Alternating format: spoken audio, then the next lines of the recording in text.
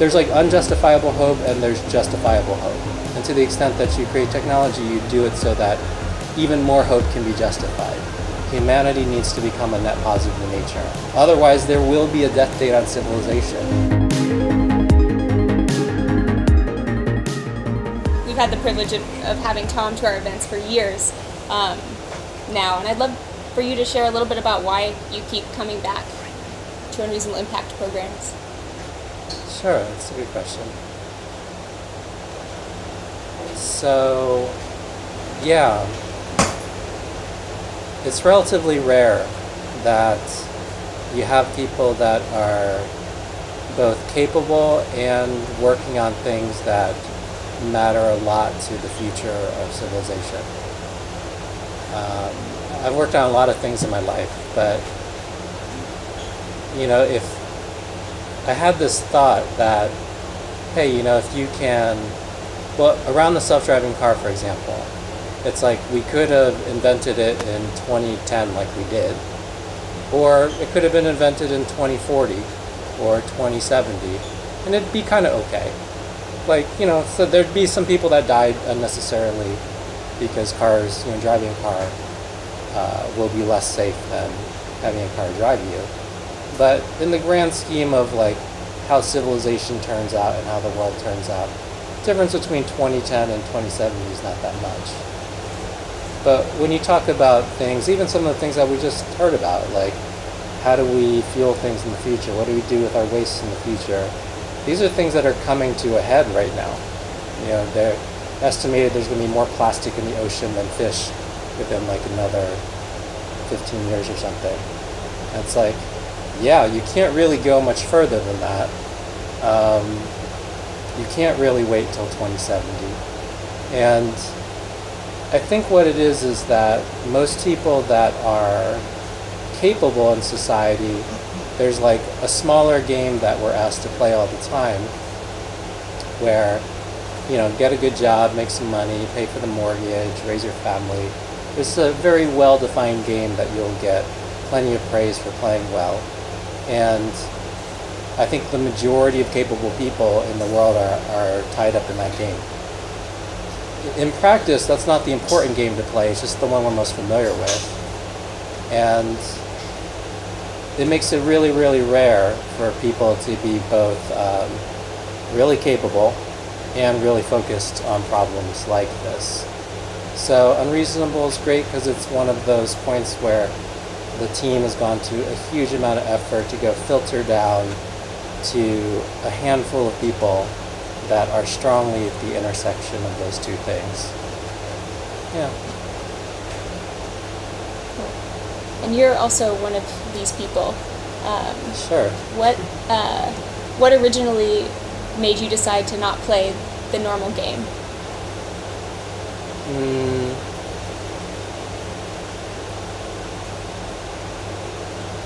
What originally? It's just a bunch of tragedy. Just tons and tons of tragedy. Yeah. I'm not sure where you want to begin. It's it really is a bunch of them in a row. The very first thing I wanted to do is I wanted to understand the whole universe, and I got a job as an astrophysicist when I was 15. But the people that I knew that were doing that profession, they made $25,000 a year. It's a fast food salary. And this was not even guaranteed money. This included having to write grants every 6 months, every 12 months to try to secure your $25,000. Otherwise, you might be out of a job if your grant doesn't get approved next time around. And I was that's kind of a tragedy. These brilliant people that are actually helping us understand the universe at a fundamental level, they barely scrape by. And it's luckily they were also instrument builders, so I ended up focusing on electrical engineering as opposed to continuing to do, I did astrophysical research for 5 years, so it wasn't a short amount of time either, but I didn't make it into my main career because really kind of a tragedy. I still love the universe, I still love understanding things fundamentally. That's just not a job that is respected at a basic survival level. In this particular era of time. So cool. And then there's lots of other tragedies. I was like successful as an executive, and I worked myself until I almost died. And it's like, oh, well, that's not how you do it. And yeah, we got a place in Hawaii, which is probably on the trajectory of here's you doing well by the original game. But I used to go snorkel that reef, multiple times a week when I was out there. We had the place since 2006. And in 2011, I observed the coral reefs go from every single color of the rainbow and numerous fish in all directions, like dozens in every square meter, down to gray and brown and 3 fish maybe that you could see in any direction. It all happened in just a couple months. And it's like seeing like 10,000 of your close friends die. It's like, so you like realize that there's timelines on some of these things which are really real. They're not like, oh, somewhere this horrible thing is happening. When I looked into it, it turned out that 10% of all reefs on Earth bleached that year. So I thought, oh, maybe our neighborhood screwed up. But it didn't make any sense because we live kind of out in a rural area. We weren't like generating a lot of waste in any, and nothing had changed between 2008, 2009, 2010. There's no reason that it would suddenly die in a couple of months, other than global ocean temperatures rising in a way that made it so that corals could no longer live. So, yeah, and I could basically keep on going. This is just a whole avalanche of tragedy. Yeah. That's how you do it, I think. Everybody's so aspirational, and they're like, oh, it's because you'll make $1 billion, or because like you'll be on a magazine. But those are stupid goals. Those are stupid reasons. Like, I think actually tragedy is a way more substantial reason to make a difference in things. Yeah. Would you say tragedy is what motivates you? Well, I think maybe that's not the right phrasing for it. Well, because I think that sounds like, oh, I like really look forward to it, or that. But I think that, it makes it so that you can't not do it, which is a very different sensibility than being motivated. There's something about the word motivation, which is still along the line of like, let's line it up based on things that society values. And I'm like, whatever. Society has actually pretty crappy values. Like what I've observed from working in technology and working on all these things around the world is that the smartest people that we have in the world are figuring out how to serve you ads right now. Like, that's the world we made. Not that long ago, the smartest people in the world were like, discovering vaccines to go, deal with polio. And like, we had some pretty smart people 7 years ago too, and they did actually, I think, more substantial things for the world.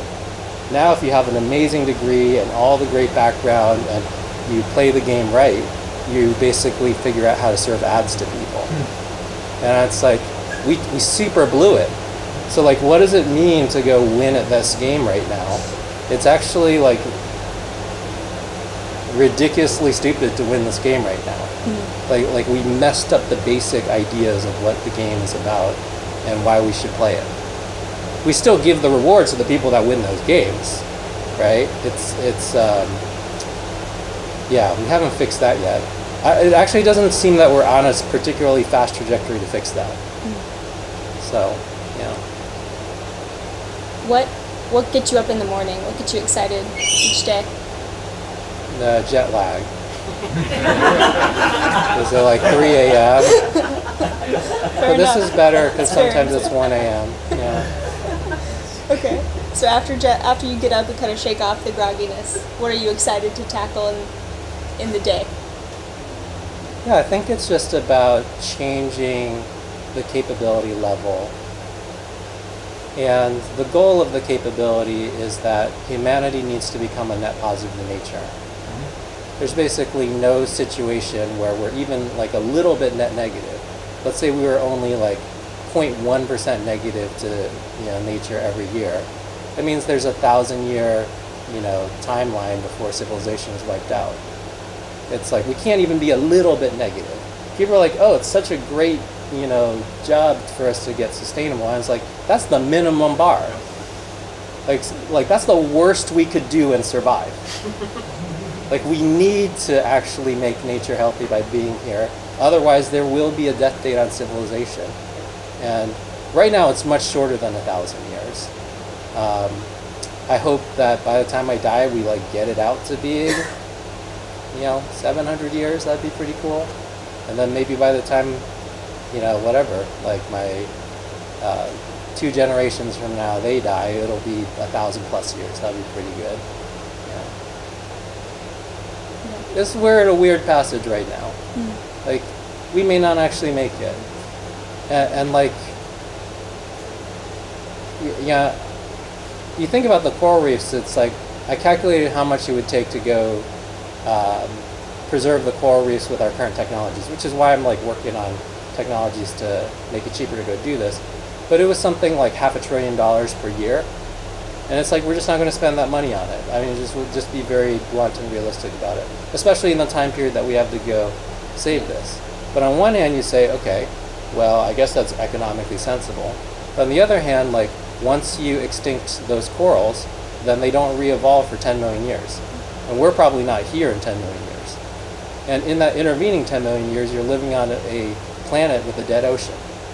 So I don't think that we're valuing all of that right. It's like if 70% of this planet is ocean, and then we set it up so that that part's dead, and that actually affects a lot of things in terrestrial life as well. We just haven't traced out all the pathways yet. Then, in a way, $500 billion is actually pretty cheap for something that you would take 10 million years to repay. Yeah. If you think about this as a amortized debt kind of thing, it's like, oh, that's actually pretty cheap to spend $500 billion for 20, 30 years. But we're not going to do that. So we just, I'm working on tech to let's see if we can make it $1 billion a year to go do this instead of $500 billion, and maybe then we'll spend it. Maybe still not. We'll see. One good thing about this is every single year the stuff that I'm working on I think becomes more important because we make it worse and worse. So the planet gets bad enough, and it's like, oh, look at this really important thing now. Is that what gives you hope, or what in this scenario makes you hopeful, if anything? I don't know if that's the way that I conceive of it. I think it's hope is pretty cool psychological construct, but it's used for something very particular and not for this. That's kind of cryptic, but that's the actual answer. I mean, I think the best situation for not having a dead ocean is that we don't save the majority of the reefs. We're actually losing it too fast right now. We're losing 1.8 hectares every minute. It's kind of a lot. So we don't have a way to restore 1 hectare in a decade. If you lose 1.8 hectares per minute, you can see the rates of loss versus restoration are not even close to each other. They're many orders of magnitude different. So I think our best case situation around the reefs is we lose all of it but 1%, but we pick the right 1% so that over the course of a couple thousand years we repopulate it. If you want to call that hopeful, it's it's kind of the best we'll do. But on the other side of it, it's not what I would consider a conception of hope that most people would consider to be hopeful. Sure. To expect to lose 99%. It's just that 99% is a lot better than losing 100%. But yeah, but hope is really good. There's unjustifiable hope and there's justifiable hope. And I always like to live on the justifiable side of things. And to the extent that you create technology, you do it so that even more hope can be justified. But it doesn't mean that hope is the driver of it. Hope is almost the psychological product which can be created as a function of what is justifiable. So, but that's just my perspective. There's definitely people that their entire system runs on unjustifiable hope, and it's okay. Right? No, if it works for you, it's good. Like if it works for you in that you wake up every day and you put in a great effort every day and that you get things done in life, then I'm actually fine with that way of running your psychology as well. So. Cool. Last question I have for you is, so you're choosing to be here instead of continuing to work on reefs for these few days. I worked on reefs earlier today. Did you? Yeah, that's crazy. So that's crazy. That's pretty crazy. Yeah, that's not that crazy. Well, by being here with this group of entrepreneurs, I'm curious what your hope is for when they leave after this experience, like what Use they that take word with again. them. Yeah. You know? It's not the right word again, but it's okay. Like, my expectation is they'll learn some useful things, they'll run their businesses more effectively,